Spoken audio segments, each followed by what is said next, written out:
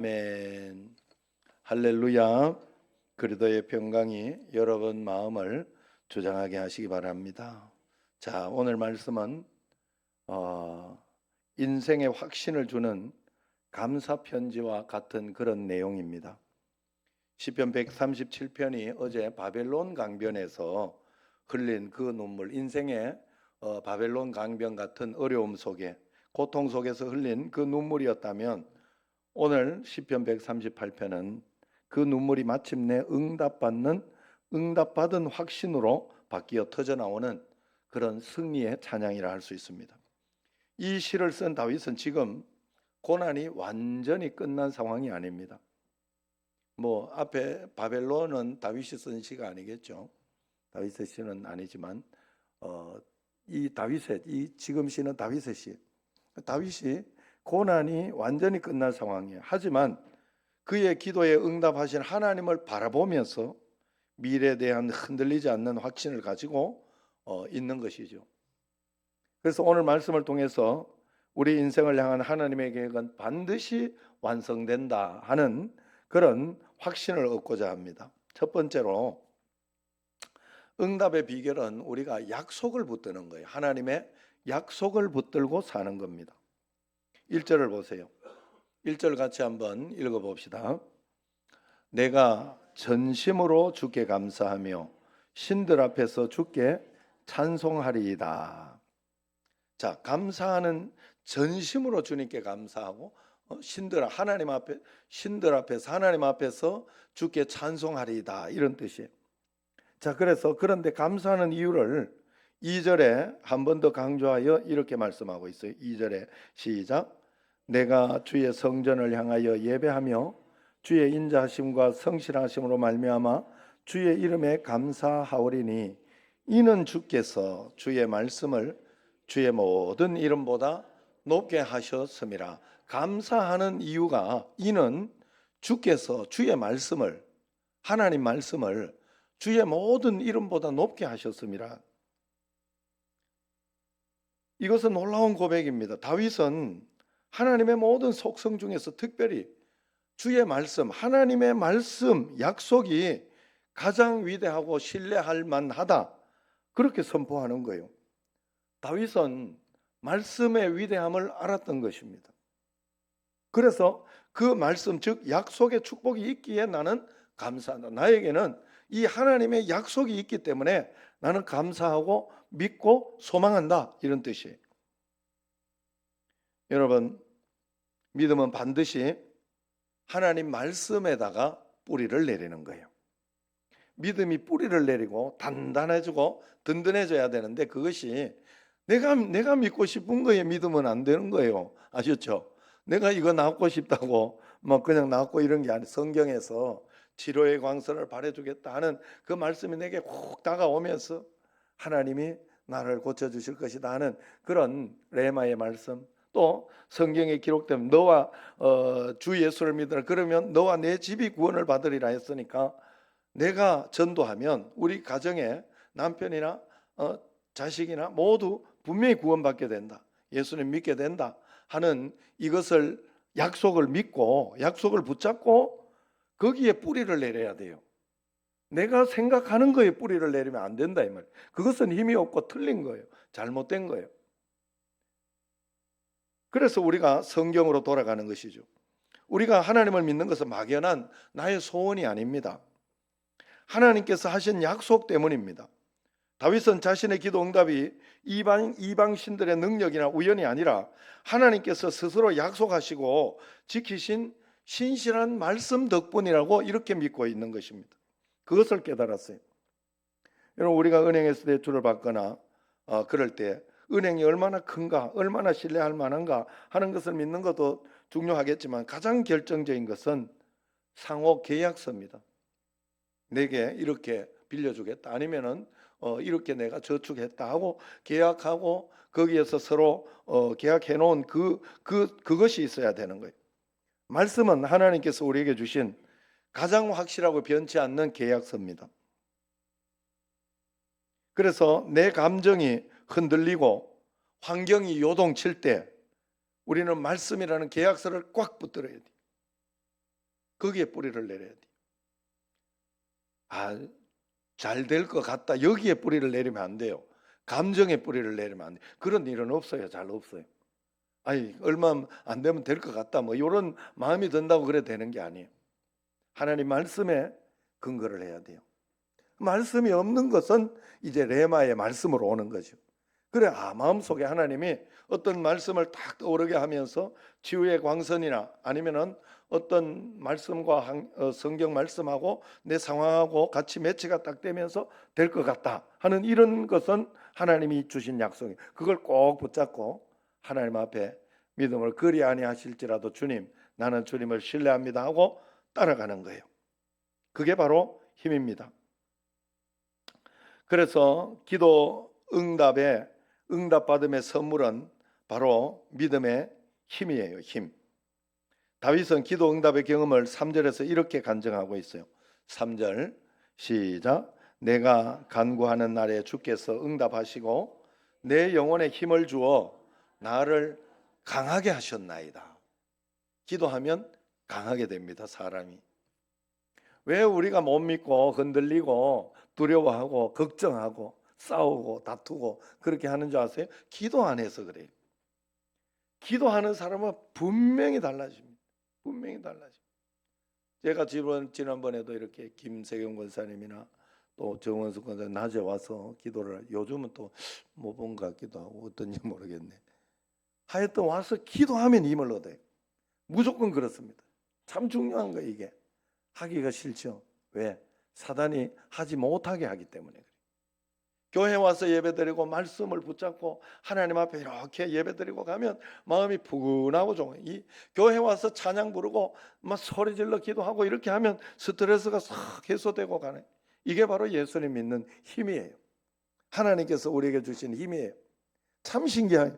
교회에서 막 시큰 찬양하고 막 아니면은 찬양 집회 이런 데 가가지고 찬양 실컷 하고 막 이렇게 하고 집에 가면 마음이 좋아요. 행복하고 하나님 막 두근두근하고 소망이 생기고 이런데 가라오케가 아니고 노래방 가라오케는 옛날 말 노래방 요즘 노래방 이런 데 가가지고 실컷 같이 스트레스 푼다고 실컷 노래하고 가면 마음이 뭔가 흐뭇해요. 이렇게 집에 갈 때.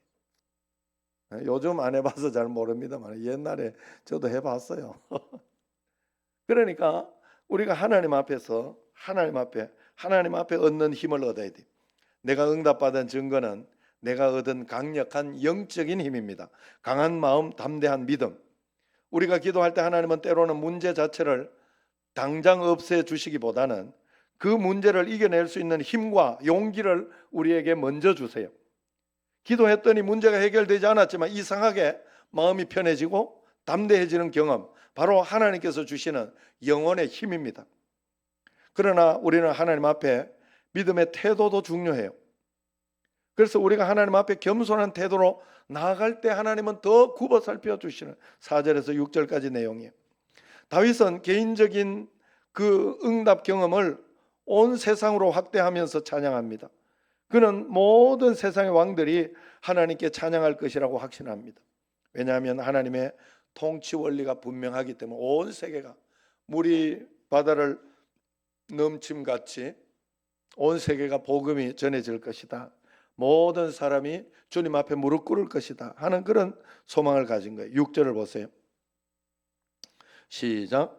여호와께서는 높이 계셔도 낮은 자를 굽어 살피시며 멀리서도 교만한 자를 아심이니이다.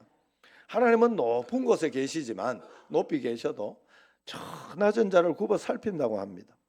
오히려 겸손한 자를 더 굽어 살핀다는 소리. 그리고 하나님은 교만한 자는 멀리서도 이미 안다, 그렇게 이야기하고 있습니다. 교만한 사람은 스스로 자신의 능력, 지혜, 재물을 의지해서 높은 자리에 서려고만 합니다. 하나님은 너무 높이 계셔서 교만한 사람을 멀리서도 그냥 아시는 것이죠. 즉 가까이 하지 않습니다. 하나님은. 그래서 세상에 가장 무서운 죄, 가장 해서는 안 되는 죄가 교만한 죄예요. 사실 교만한 죄. 왜냐하면 내가 뭐가 뭐나 된 줄 알고 내가 뭐나 이렇게 내가 좀 안다고 생각하고 다 교만이에요. 그래서 이 사단이 왜 사단이 됐어요? 교만해서 사단이 된 거예요. 자기가 하나님 되고자 하는 마음 때문에 반역을 하고 교만한 거예요. 하나님의 영광을 자기가 가로챈 거예요. 다 하나님이 안 준 게 세상에 어디 있습니까? 여러분, 얼굴이 예쁘십니까? 누가 준? 우리 부모님이 줬지만 위로 올라가면 결국 하나님이 우리를 창조하셨어요. 내가 머리가 좋아요? 누가 준 거예요? 하나님 준 거예요. 그럼 머리 뭐 나쁘면 나쁜 대로 또 하나님이 주신 거예요. 머리 나빠도 다른 것이 굉장히 강점이 있는 사람이 많습니다. 자기의 강점을 찾아야 되고 자기의 좋은 점을 찾아야 돼요. 교만할 게 하나도 없어요. 내 것은 없어요. 세상에 내 것은 아무것도 없어요. 다 하나님이 주셨고, 세상 사람들은 부모님이 주셨다. 그 최소한 그렇게 생각해야 돼요. 내가 먹고 살 만한 힘이 있는 것도 잘 주셔서 그런 거예요. 그렇기 때문에 우리는 하나님 앞에 언제나 겸손해야 됩니다. 자녀가 부모의 도움 없이 나 혼자 다 할 수 있다 우기며 자기 방에 문을 쿵 닫고 들어가 버리는 그런 상황과 같습니다. 부모는 아이의 행동을 멀리서 보고 있지만은 굳이 문을 열고 들어가 간섭하지 않습니다. 그러나 하나님은 겸손한 자를 찾아 굽어 살펴주시는 것이, 낮은 자 즉 스스로 힘으로는 아무것도 할 수 없음을 인정하고 하나님만을 의지하는 겸손한 자는 하나님께서 반드시 굽어 살핀다 말씀하고 있어요. 마치 높은 곳에서 아이를 안아 올리기 위해 몸을 낮추시는 부모의 모습과 같습니다. 그러므로 응답과 축복의 문을 여는 열쇠는 우리의 능력이 아니라 우리의 겸손한 태도입니다. 우리가 스스로 낮아져 하나님만을 의지할 때 전능하신 하나님이 우리 가까이 오셔서 우리의 모든 것을 책임져 주시는 것이, 그러므로 우리가 확신할 수 있는 것은 주께서 나를 위해서 모든 것을 완성해 주신다는 거예요. 다윗의 이 확신은 현실 도피가 아닙니다. 7절에서 그는 보면 확신해서 고백합니다. 주께서 나를 살아나게 하시고 내 원수들의 분노를 분명히 막으실 것이다. 확신해. 7절 읽습니다. 시작. 내가 환난 중에 다닐지라도 주께서 나를 살아나게 하시고 주의 손을 펴사 내 원수들의 분노를 막으시며 주의 오른손이 나를 구원하시리이다. 오른손은 능력의 하나님을 이야기해요. 권능의 하나님. 그래서 오른손이라고 표현해요. 주의 오른손이 나를 구원하시리이다. 다윗의 고난은 아직 끝나지 않았지만 그의 믿음은 완성이 되었습니다. 이미 확신을 가지고 나는 이겼다 하는 마음을 가지고 있는 거예요. 다윗은 환난 중에서도 주의 오른손이 나를 구원하시리라 고백합니다. 우리가 환난 가운데 있을지라도 하나님의 오른손은 우리를 꼭 붙들고 있는 줄로 믿으시기를 바랍니다. 주의 오른손은 하나님의 전능하신 능력을 상징합니다. 고난이 사라지지 않아도 우리를 구원하시는 하나님의 능력이 더 크기 때문에 우리는 안전합니다. 이제 8절을 보세요. 오늘 말씀의 절정이자 우리 인생의 가장 확실한 희망을 담은 말씀이에요. 시작. 여호와께서 나를 위하여 보상해 주시리이다. 여호와여 주의 인자하심이 영원하오니 주의 손으로 지으신 것을 버리지 마옵소서. 여호와께서 나를 위하여 보상해 주실 것이라고 확신하고 믿어야 됩니다. 여러분, 살아가다가 보면 억울한 일이 많고 힘든 일이 많아요. 내가 복수하려고 하면 안 됩니다. 그러면 복수 같은 복수도 못하고 복수해도 시원하지 않아요. 절대로 그렇지 않아요. 하나님께 빨리 맡기고 주님께 다 맡겨버리고 다 털어버려요. 용서해버리고 주님께 맡겨버리고 하나님께 복수를 맡겨버려야 돼요. 그래야 하나님이 가장 적절하고 가장 합당하게 그렇게 해주시는 거예요. 우리는 하나님 앞에 그런 마음을 가지고 주님 앞에 다 드려야 됩니다. 여호와께서 나를 위해 보상해 주실 것이다. 그래서 지금 내가 억울하고 답답하고 힘들고 그러면 기도하며 주님 앞에 무릎 꿇고 나아가면 하나님이 나를 보상해 주실 것이다 하는 것을 믿고 기도해야 되는, 약속했잖아요. 그래서 원수를 위하여 오히려 기도하라 이렇게 이야기하죠. 그게 원수의 기도를 그냥 내가 거기에 복수심을 가지고 막 요거 복수해야지 이렇게 하지 않고 하나님께 맡기고 기도하면 그게 뭐라 그래요? 성경에 보면 원수의 머리에 뭘 두는 것과 같다? 숯불. 활활 타는 숯불을 머리 위에. 원수는 나도 모르게 영적으로 뜨거 하고 그렇게 살아가게 되는 거예요. 여러분 정말로 그렇습니다. 이게 하나님을 믿는 믿음의 방식이에요. 우리는 이 하나님을 믿어야 돼요. 나중에 반드시 보상으로 돌아옵니다. 반드시 보상. 그래서 여호와께서 우리의 꿈, 가족 문제, 건강, 사명, 재정, 우리의 구원에 이르기까지 우리 삶 전체를 보상해 주신다는 말이에요. 보상해 주신다는 말은 하나님은 우리가 시작한 일을 돕는 분이 아니라 하나님께서 시작하신 모든 것을 반드시 끝까지 책임지시고 완성하시는 분이라는 그런 뜻이에요. 내가 하는 일을 도와주는 분이 아니라 우리는 그렇게 하기를 원해요. 내 일을 하나님이 도와주기를 원하지만 내 인생은 내 것이 아니에요. 하나님이 내 인생을 이끌어가는 그 하나님이 나를 붙들고 있는 그 인생을 하나님이 도와서 하나님이 이끌어서 하나님이 역사에 가실 것이다. 하나님이 나를 여기에 이 땅에 보냈으면 하나님의 계획이 있고 하나님의 뜻이 있다 하고 우리가 믿고 따라가야 된다 하는 거예요. 건축가가 건물을 짓기 시작했어요. 그런데 건물 중간에 힘들어서 못 짓겠다 하고 포기해버리면 그건 그 건축가는 전문가가 아니죠. 우리 하나님은 우리 인생이라는 건물을 설계하신 분이고 반드시 완공시키는 완전한 건축가입니다. 하나님이 시작하셨기 때문에 우리의 부족함에도 불구하고 그분은 자신의 영원한 사랑을 걸고 이 일을 완성하실 것입니다. 주의 인자하심이 영원하오니 주의 손으로 지으신 것을 버리지 마옵소서 했잖아요. 오늘 말씀 8절 마지막에 같이 한번 읽어봅시다. 주의 인자하심이 영원하오니 주의 손으로 지으신 것을 버리지 마. 내가 주의 손으로 지으신 것이에요.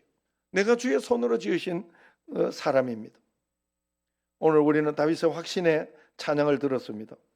인생의 고난과 환난 속에서 여러분 불안하십니까? 하나님의 말씀을 굳게 붙드시기를 바랍니다. 하나님은 자신의 영원한 사랑을 걸고 약속했습니다. 그리고 겸손한 태도를 가지고 주님께 나아가시기를 바랍니다. 그리고 이 한마디 말씀을 마음에 새기고 선포하며 오늘을 꼭 살아가십시오. 내가 지금 억울하나 여호와께서 나를 위하여 보상해 주시리이다. 자, 시작. 여호와께서 나를 위하여 보상해 주시리이다. 내가 보상받으려고 하지 마세요. 내가 갚으려고 하지 마세요. 내가 억울하다고 그거 하려고 하지 말고 하나님께 다 맡겨버리세요. 빨리 맡겨버려요. 빨리 맡기면 맡길수록 여러분들의 마음은 시원하고 좋습니다. 그 하나님 앞에 다 맡기고 나가요. 오늘 찬양이 바로 그게 주님의 선하심. 주님의 선하심 날 인도하시네. 주님의 선하심이 날 지켜주시네. 주께 엎드려 나의 모든 삶 주님께 드리네. 겸손으로 주님 앞에 주님께 엎드려서 내 삶이 안 되는 것도 드리고 잘 되는 것도 드리고 하나님께서 나를 인도하실 것이다. 그러면 주님의 선하심이 나를 인도하신다. 신실하신 나의 주님, 나의 삶을 인도하셨네. 나의 모든 호흡 다해 선하신 주를 찬양하리라. 여러분, 나의 삶은, 나의 모든 삶은 주님 안에 있는 거예요. 내 인생 내가 붙잡아 봤자 걱정거리밖에 없어요. 우리는 능력이 없어요. 사람은 능력이 없어요. 주님께 맡겨야 돼요. 그리고 그렇게 살아야 여러분은 든든하게 살아가고, 여러분 우리가 생각하는 욕심처럼 그렇게는 살지 못해도 행복하게 살아갑니다.